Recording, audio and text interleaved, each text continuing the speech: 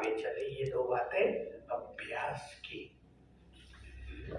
अब मैं आपके सामने कुछ बातें इस जीवन को सुंदर बनाने की रखना चाहता हूँ।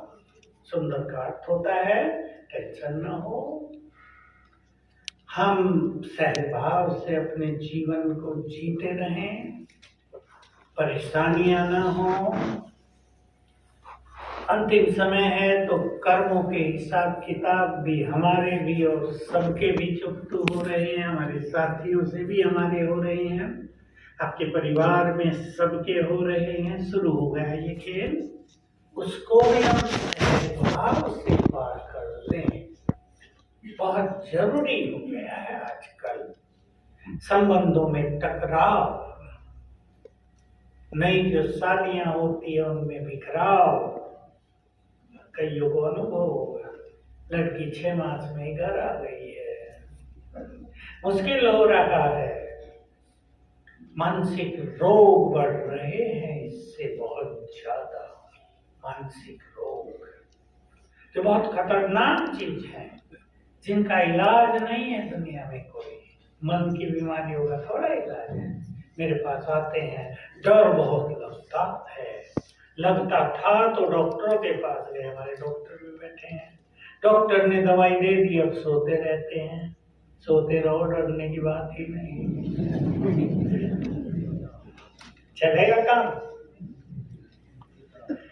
तो ये जो परिवारों में, संबंधों में संघर्ष चल पड़ा है, अंत में कारण तो वही है, हिसाब किताब बहुत है। किसी ने किसी को बहुत सताया है, वो बदला लेने आ गए हैं। अंत में तो बदला लेंगे ना। सोच लो, आपने किससे 10 लाख लिए हुए हो और आपके पास हो ही ना, आप चुपचाप भागने का प्रयास कर रहे हो, दूसरे शहर में जाके रहेंगे, फोन वोन सब बदल देते हैं सिम, और उसे पता लग जाए कि ये साहब तो भागने वाले हैं, आ जाएगा ना दल बल के साथ, पुलिस को लेके भी, पहले मेरा लौटाओ फिर जाओ। अभी हम भी भागने वाले हैं ना। तो जिनको भी हिसाब किताब लेने हैं, वो आपके घर में आपके बच्चे बनकर ही आ गए हैं। अब क्या करोगे? बच्चे बनकर आ गए, प्यारा सा बच्चा बनकर आ गया, दे तो हिसाब किताब सारा।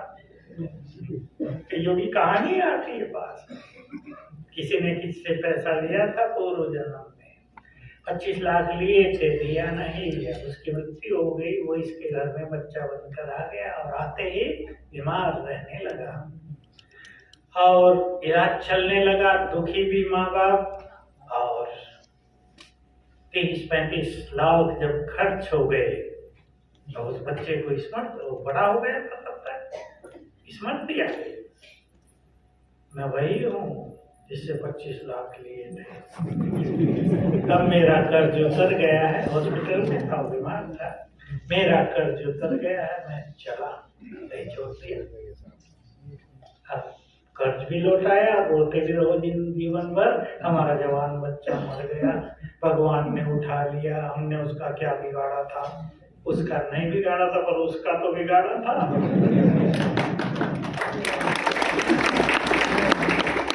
कैसे जाते हैं वही बताया मुझे आके, जब ज्ञान में आए, चलो इस परिस्थिति से वो लड़का तुम्हें ज्ञान में तो भेज गया। ये भी मजेदार कहानियां बहुत आती हैं। पिछले ग्रुप में एक माता है, खुश थी बहुत, मैंने कहा बड़ी खुश हो कि हाँ एक अनुभव सुनाने आई हूँ। लड़के की शादी कराई थी, 1 ही साल पहले की बात है, बहू ऐसी तेज आई, आते ही 5-7 दिन में मुझे घर से निकाल दिया। अब घर से निकाल दिया तो मैं कहाँ जाऊं? मैंने घूम रही थी, सोचा अपने लोग की घर चलती हूँ, देखो कुछ होगा। ब्रह्मा कुमारी का बोर्ड मिल गया, वहां पहुंच गई और ज्ञान ले लिया। मैं बहुत खुश हूँ, बहू को रोज धन्यवाद देती हूँ, तुमने मुझे भगवान से मिला दिया। जिससे बाबा के घर में आई वो माता, तो देखो चिंतन, इस बात से हम सीख लें चिंतन। इसने कितना अच्छा सोचा, ये भी सोच सकती थी, हाय इसने मुझे घर से निकाल दिया, मेरा घर चला गया, बेटा भी छीन लिया, क्या क्या सोच सोच के डिप्रेशन में आ जाती। इसलिए सुंदर धारणा अपनाएंगे। लिख लो पहली धारणा, पॉजिटिव चिंतन, हर बात का अच्छा चिंतन, हर बात हमें सुंदर परिणाम देकर भी जाती है। हर नेगेटिव बात एक बहुत सुंदर परिणाम, एक गिफ्ट देकर भी हमें जाती है। हंसी की कहानी सुना देता हूँ, गहरी ये बात भी है। भारत में कोहिनूर हीरा था, मुगल बादशाह के पास रहा, मुगल सल्तनत नष्ट हुई, नादिर शाह ले गया, नादिर शाह का राज नष्ट हुआ। उससे महाराजा रणजीत सिंह के पास आ गया, पंजाब सिख बहुत पावरफुल थे, वो भी गए, उससे अंग्रेज ले गए। 2/3 हिस्से पर संसार के अंग्रेजों का राज था, वो भी गए। भारत वाले सोचते थे हमारा कोहिनूर हीरा चला गया, पर जाने में ही भला है ना। जहाँ जाएगा वहां सब कुछ नष्ट करेगा। वो चमकीला तो है, मैं भी देख के आया, बाकायदे वो रखा हुआ दिखाते हैं लोगों को, उसके 2 हिस्से किए हुए बड़ा था, 2 हिस्से करके 1-1 इंच का है, अभी भी 2 हिस्सों में है। वो जो रानी का महल है, इनकी पार्लियामेंट जहाँ होती है, वहीं 1 हिस्से में है वो। लेकिन मैंने एक हंसी की बात वहां देखी, उसका जो डाइनिंग हॉल है महारानी का, अच्छा बड़ा है, इससे थोड़ा आधा समझ लो, उसमें सारे बर्तन कांच के थे।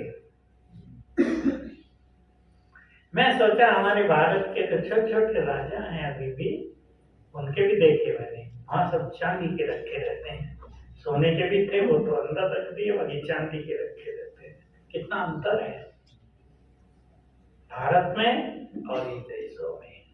तो हर चीज को पॉजिटिवली लेंगे, बहुत अच्छी तरह पक्का करते हैं।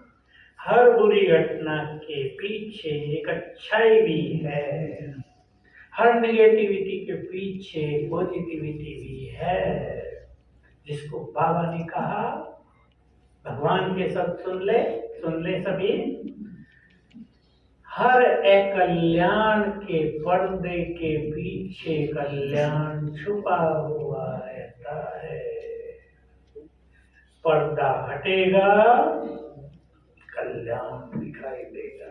यानी वह कल्याण की बात खत्म हो जाएगी कुछ समय में, और उसमें क्या कल्याण था वो दिखाई देगा। तो एक धारणा पक्की कर लो आज से, ठीक है ना। ऊपर वालों को पसंद है हमेशा अच्छा सोचना। अब मुझे भी तकलीफ हुई बीमारी में, बहन जी को भी हुई थी, मेरे को ज्यादा भी हो गई थी, लेकिन मैं सोचा कुछ बड़ी ग्रहचारी खत्म हो गई है, बड़ा विकर्म नष्ट हो गया मेरा, अब क्लियर हो गई लाइन आगे की। मैंने कुछ सोचा ही नहीं। तो अच्छा सोचने से सब अच्छा अच्छा होता है। सबने बहुत अच्छी केयर की, ब्रेन पर इफेक्ट आया था, उसके लिए मैंने सोचा मैं यहाँ से निकलूं, बाहर चलता हूँ। इसलिए मैं भट्टियों में जाने लगा था कि ब्रेन एक्टिव हो जाए, फिर से वैसा ही एक्टिवेट हो जाए वो। तो अपनी एक राह भी निकाल लेनी चाहिए हमेशा। ये दूसरी धारणा आप ध्यान दें। एक रास्ता बंद होता दिख रहा हो, दूसरा है, उसको देख लो। एक दरवाजा कोई बंद कर दे, बाबा दूसरा खोल के रखता है, उसकी तरफ देख लो बस। और अगर चित